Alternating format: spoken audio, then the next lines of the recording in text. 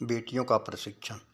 एक दिन सास ने बहू से कहा, बहू मुझे एक बात तो बताओ, मैं तुझे इतना डांटती हूँ, कोसती हूँ और बुरी बुरी बातें कहती हूँ और तू पलटकर जवाब भी नहीं देती और ना ही गुस्सा करती है, बस हंसती रहती है।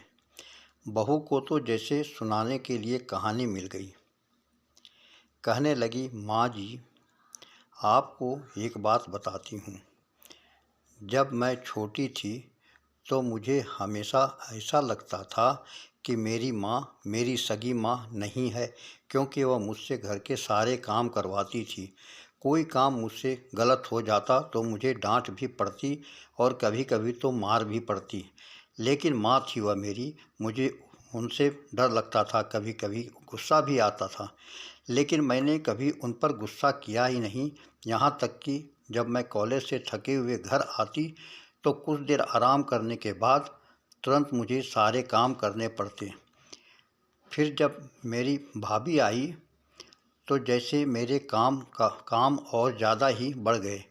होना तो यह चाहिए था कि बहू आई तो सारी जिम्मेदारी उस पर डाल दी जाए, लेकिन मेरी माँ ने फिर भी मुझसे ही सारा काम करवाया। कभी कभी तो भाभीयों का काम भी मुझसे करवाएं और कहती, कर दिया करो, कुछ नहीं होगा, तुम्हें ही आसानी होगी जब तुम अपनी ससुराल जाओगी।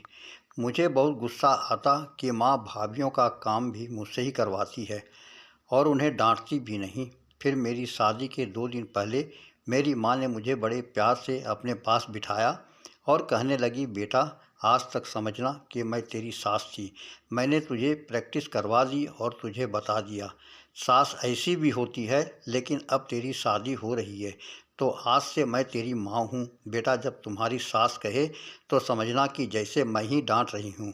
बस यही बात थी कि मुझे आपकी बातें बुरी नहीं लगती, क्योंकि मेरी माँ ने मुझे प्रैक्टिस करवा कर भेजा है और आप तो मुझे इतना डांटती भी नहीं जितना मेरी माँ डांटा करती थी।